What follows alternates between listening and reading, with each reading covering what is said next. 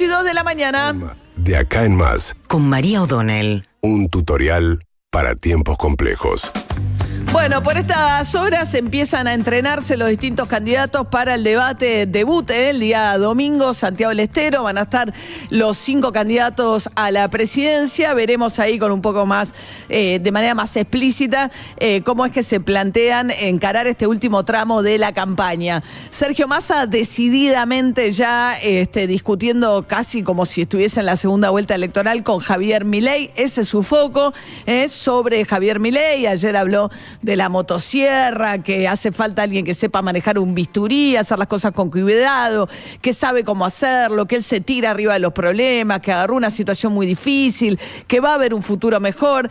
Va a tener una dificultad bastante grande porque no solamente tiene su propia gestión, lleva más de un año en el Ministerio de Economía, sino despegarse del resultado económico de este gobierno.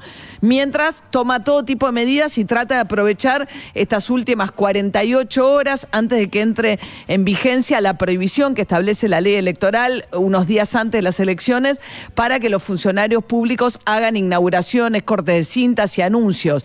¿Por qué? Porque plantean que eso genera una situación de desigualdad respecto de los candidatos que no están en el poder y tratando de equilibrar un poco la cancha es lo que plantea la ley electoral. Las últimas cuestiones van a ser anuncios hoy, después del anuncio que hubo, tema ganancias, cuarta categoría, ya no paga casi nadie y esto además va a quedar fijado por ley el jueves cuando, si se cumplen los plazos y los objetivos del gobierno, sea ley en el Senado la eliminación de la cuarta categoría y la CGT planea marchar al Congreso el viernes como para apoyar a Massa y celebrar la eliminación de la cuarta categoría. Después hubo algún anuncio también para los autónomos, pero sobre todo ahora y el bono para los trabajadores que ganan menos de 700.000 pesos, hay que pagar la segunda cuota, hay mucha empresa que no lo está pagando, hay una línea 0800 del Ministerio de Trabajo tratando de que esto se haga efectivo, pero claro, tenés un 40% de la economía en la informalidad y trabajadores que no pueden aspirar a ese bono. Bueno, supuestamente va a anunciar Massa en las próximas horas un bono para los trabajadores de sectores informales que ganan ingresos parecidos a los que cobraron el IFE en la época de la pandemia. De esta manera busca terminar de compensar a los distintos sectores por lo que significó la acelerada de la inflación post-paso, cuando Massa devalúa sin ninguna otra medida suelta, y esto es lo que hizo generar, empujó más todavía la inflación. Pérdida de poder adquisitivo y todas estas medidas para tratar de paliarlos. Hay que ver qué pasa después con los acuerdos con el Fondo Monetario y cómo logra cumplir con la meta del déficit fiscal. Entró en una especie de stand-by con el Fondo Monetario después que el fondo post-paso manda el dinero hasta noviembre. Dice, bueno, noviembre es como borrón y cuenta nueva, post-22 de octubre. Hasta esa fecha también tiene previsto, además, mantener congelados los dólares, el valor de los distintos tipos de cotizaciones de los dólares. Viene el Banco Central juntando reservas de la mano del dólar soja, pero a la vez se los gasta interviniendo en los mercados de los dólares que se pueden comprar, el MEP, sobre todo el MEP y el contado con liqui, que se pueden comprar a través de operaciones de home banking.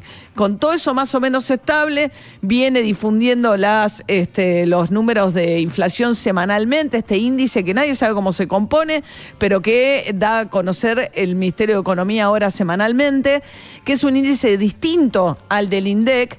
Va a tener que enfrentar ahora un número durísimo, recién lo contaba David Cayón, que en la ciudad de Buenos Aires, que suele predecir los números que después saca el INDEC, saltó en la ciudad más rica del país la pobreza 5 puntos respecto de igual periodo el año anterior.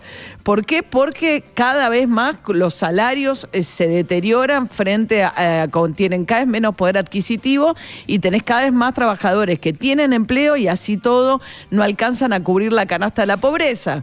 Además, la último número de inflación lo que marcó fue una suba de alimentos, particularmente la carne, que es la que golpea mucho sobre los sectores populares, y esta medición de la pobreza va a ser anterior a que empiece a notarse el impacto de estas últimas medidas. Recuerden que, por ejemplo, a los que le van a devolver ganancias o los que van a empezar a cobrar sin el descuento de ganancias, esto recién va a ocurrir en noviembre. no porque es por el salario devengado de octubre. Esos trabajadores que son trabajadores de altos ingresos quizás se pueden ver beneficiados si es que trabajan en alguna de las empresas que decidieron anticipar el pago del aguinaldo, lo cual tampoco es una gran señal, es una buena noticia para los trabajadores que lo van a percibir ahora, pero son empresas que tienen pesos y que les sobran pesos y que prevén que el escenario después va a ser peor y que más vale entregarles ahora el aguinaldo que deberían pagar en el mes de diciembre, ¿eh? La cuestión es que todo hoy es hasta el 22 de octubre. ¿Qué va a pasar después del 22 de octubre? Bueno, una de las incógnitas sobre la que ayer también se metió Milei con bastante intención de poner el dedo en la llaga de Juntos por el Cambio, es qué pasaría si Patricia Bullrich queda afuera de la segunda vuelta electoral. Ahí dijo, bueno, fíjense, tuvo un acto Massa con Morales y Valdés, los dos gobernadores radicales de Corrientes y de Jujuy. Fue un acto de gobernadores de lo que se llama el Norte Grande, donde Massa les prometió a esos gobernadores que los iba a compensar porque al eliminar la cuarta categoría hay fondos que dejan de llegar a las provincias que eran de coparticipación.